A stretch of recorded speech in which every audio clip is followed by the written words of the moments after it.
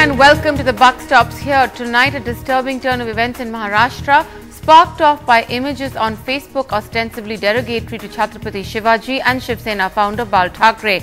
As police try and identify those who put them up, protests against them have claimed their innocent first victim, a Muslim IT professional living and working in Pune who was chased and beaten to death for precisely that, being and looking Muslim.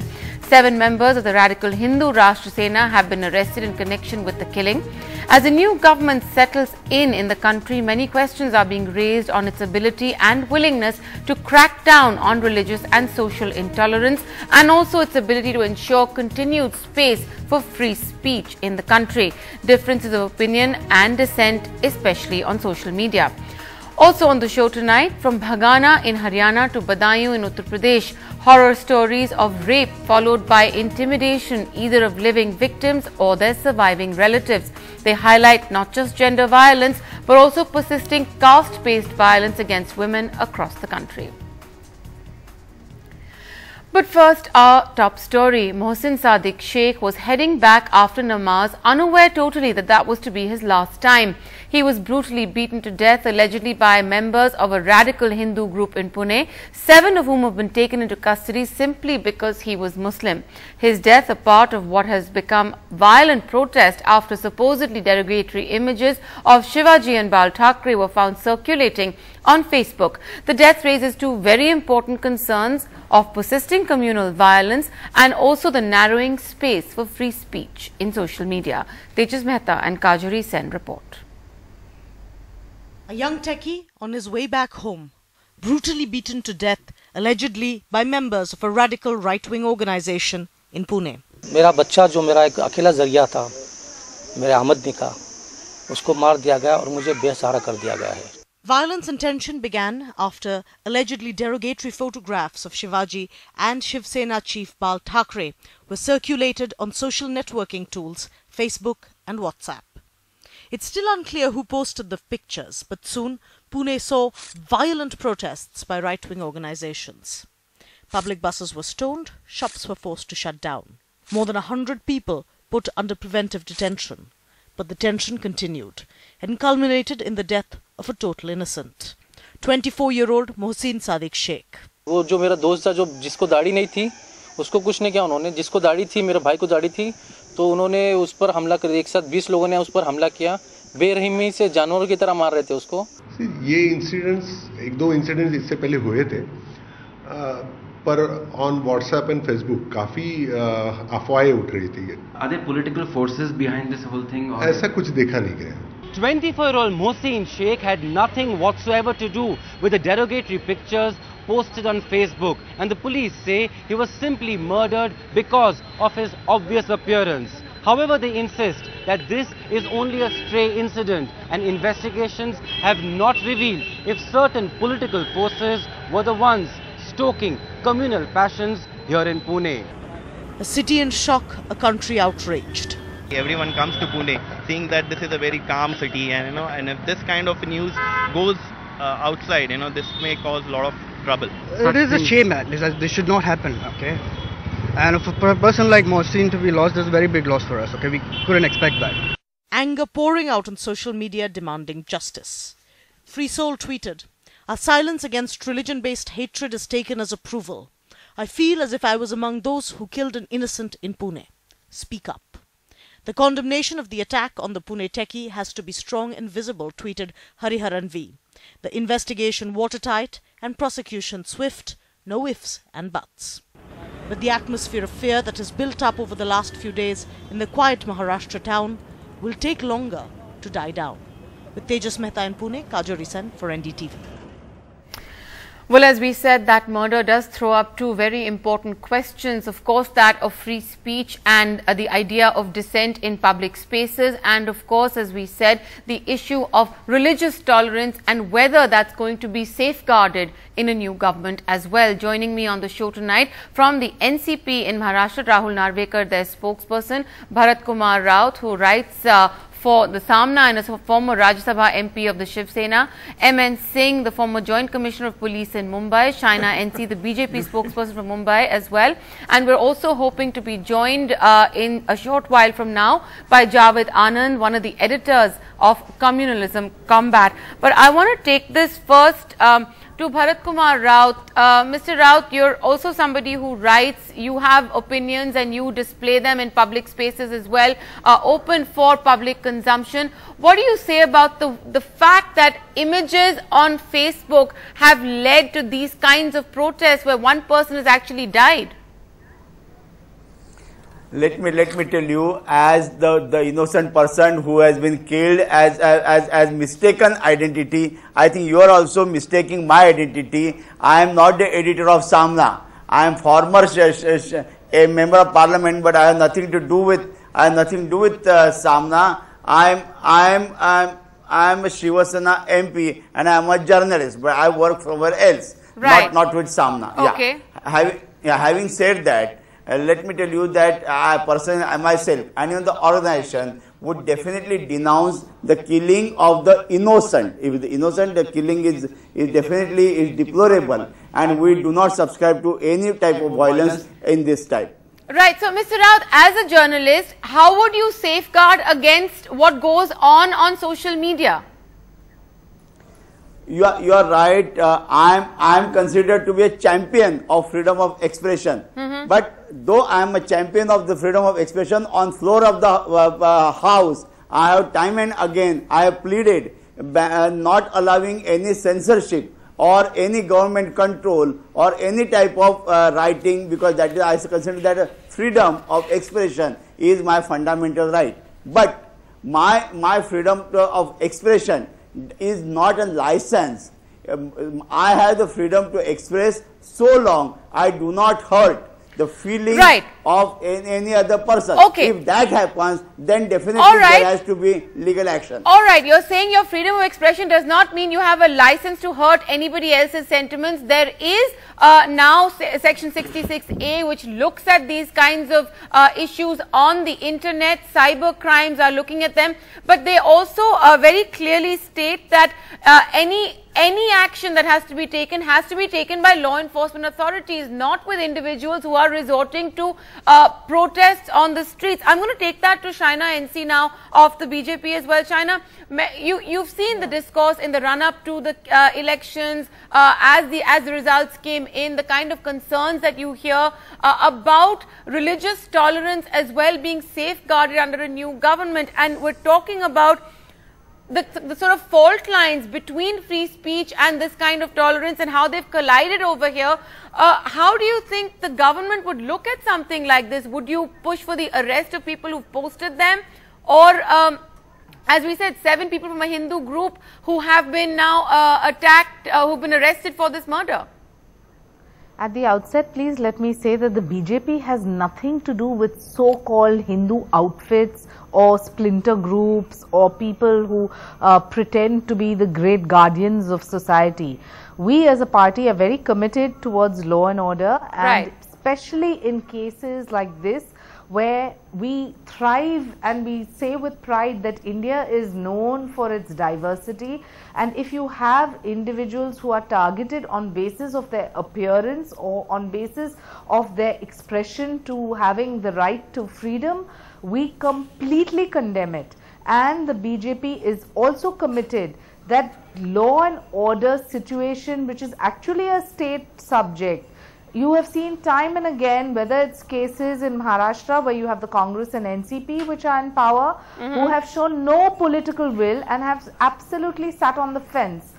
The BJP, whether it's Uttar Pradesh where we have agitated or whether it's here, we clearly condemn any individual or splinter group or radical outfit, be it aligned to a Hindu sentiment or a Islamic sentiment, because we clearly believe that this is a regressive thought process, and the time and the way forward to a united India is only to show political will in every single case.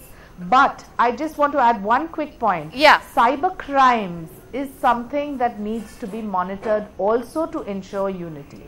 Right, okay, fine. We'll take that point forward in just a second, but let's get the NCP in on this as well. Shaina, NC is also talking about how other political parties in Maharashtra that have been at the helm of affairs have sat on the fence when such instances have been reported in the past. How do you respond to that?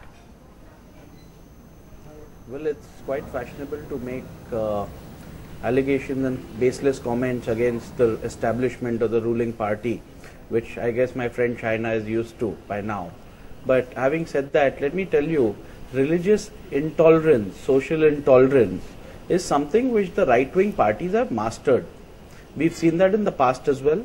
We've seen that on a number of occasions in Maharashtra. We've seen what happened to the girls in Ulhasnagar. We've seen several religious intolerance examples. I can give you a list of it, but I'll save your time right now. But having said that, Rahul, the responsibility your government is in the state. And because let me complete, you'll get the answer. You'll get the answer. Let me complete. So while we're talking about these incidents, see, when this particular outrageous picture was laid out on the social media, right? Hell broke in Maharashtra. There's no doubt about that. Almost every district was affected.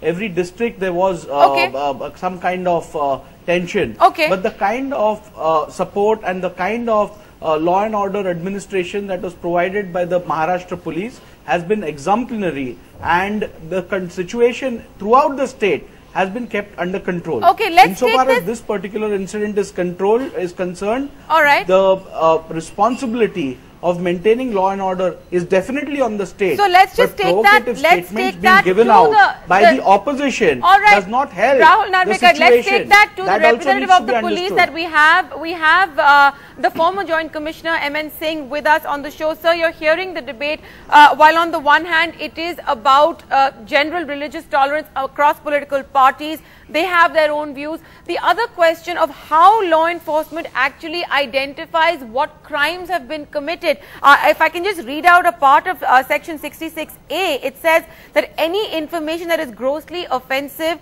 or has a menacing character, any information which he knows to be false but for the purpose of causing annoyance, inconvenience, danger, obstruction, insult, injury, criminal intimidation, any electronic mail or electronic mail message for the purposes of causing annoyance or any of these things shall be punishable with imprisonment. But isn't this a subjective interpretation as well of what could be and need not be all these things? Well, Maya, before I proceed to answer your question, let me correct you. I did not retire as Joint Commissioner of Police. I retired as the Commissioner of Police Mumbai and Director General of Police. I think you better be better informed about my designations. We are a little touchy about this. Now coming to your question, you know, this incident which has happened of posting such mails on the Facebook are clearly offensive and it offends the law. And I suppose the Pune police have registered FIRs and they are investigating the matter. They will find out who has done it and what was the motive and all that kind of a thing.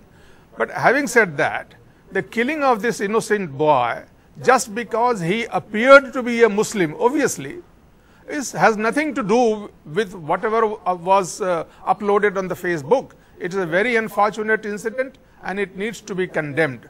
I understand the Pune police have registered a case and made some arrests and got good evidence to link up the incident of attack.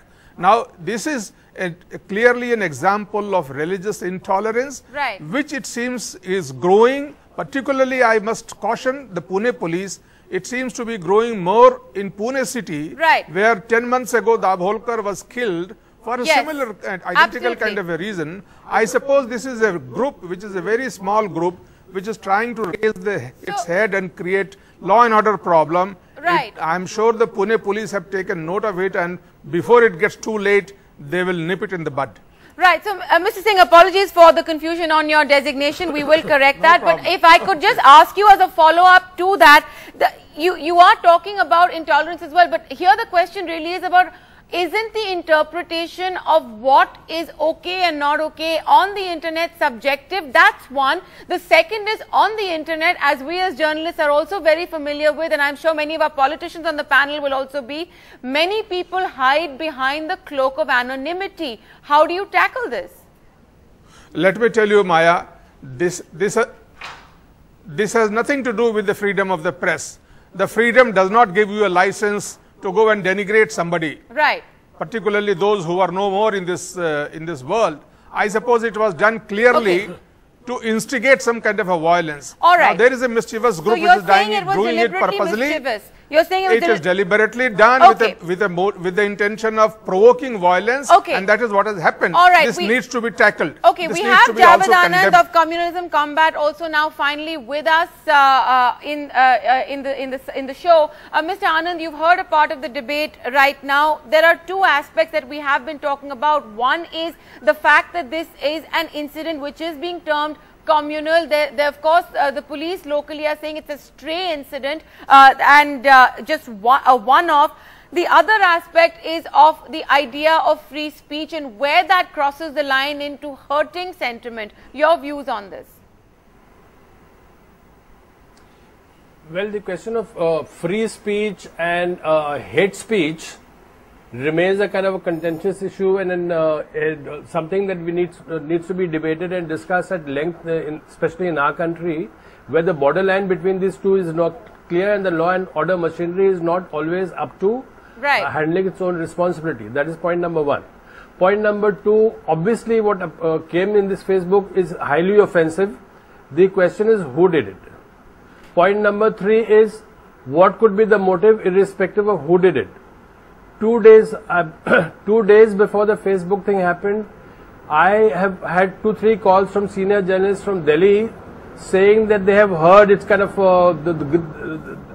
some kind of a rumor floating around the grapevine that there are some organizations in Maharashtra where elections are due in 4 months' time, and they are talking about, can we do a Muzaffarnagar here? Yeah. I'm not accusing this organization or that party. Please, let me make that clear. These fraud theories may I please finish? Okay, Shaina, we'll come to you in a second. Let him finish his point. We'll just come to you. Yes, Mr. Anand, please complete your point. Considering you have one of the accused from Muzaffarnagar as a minister in your party, ma'am, I'm not accusing any organization. But the point is, this is being said. The next point, I've been talking to activists from Bhiwandi, from Malegaon, from Pune, which are sensitive areas. Yeah. And they are wondering why some of these cities have been particularly, all right, fine. 3 days Mr. back Anand, let Shaina respond to you. Let Shaina respond to you. And I'm also going to take it to Mr. Raut as well, because even Rahul Narvekar points out the fact that the incidents and the instances of people like Pramod Mutalik and the Sri Ram Sena, what the kind of incidents we've seen out of Karnataka as well, especially being an issue for the BJP right now as they run the country. Shaina, first you. Go ahead. Maya, please put things into perspective. The Sri Ram Sena has nothing to do with the BJP. And just let me reply to Javed ji. You know, we've heard these kind of arguments time and again. This would be the one time where he as a citizen of India needs to concede that 2014 was not an election which was forced on caste, community, polarizing votes, vote bank politics. We moved beyond it as a nation and we voted for good governance and stability and leadership. Okay. So that is the fundamental point which the BJP is here to stand for. And we are not into petty fraud politics where we are trying to consolidate people and kill people to come into power 4 months from now. This is a unreal, it's an absolutely irrational suggestion. Shaina, your point is well taken. One second, let me please conclude. Let me just please conclude. Yeah. We want unity in this country. If we want freedom of expression, yes, clearly we want to respect the law as well, and we want to ensure that cyber crimes where we have anti-social elements and anti-national elements working over time, they need to be brought to check. Okay, all right, fine. You are saying, we take your point on the fact that the country has voted for development, good governance, economy, etc. It's not about polarizing communities, certainly, but at the same time, the question perhaps that we're trying to ask you is, does the BJP not have to also prove itself in a manner of speaking when it talks about other parties who are allied to it? Nobody's saying this is the BJP. I mean, we're not calling Pramod Mutalik a part of the BJP or the Sri Ram Sena a part of the BJP. Nobody is doing that. So the question is, how do you rein in these people? That's the question the BJP, we'd like the BJP to answer.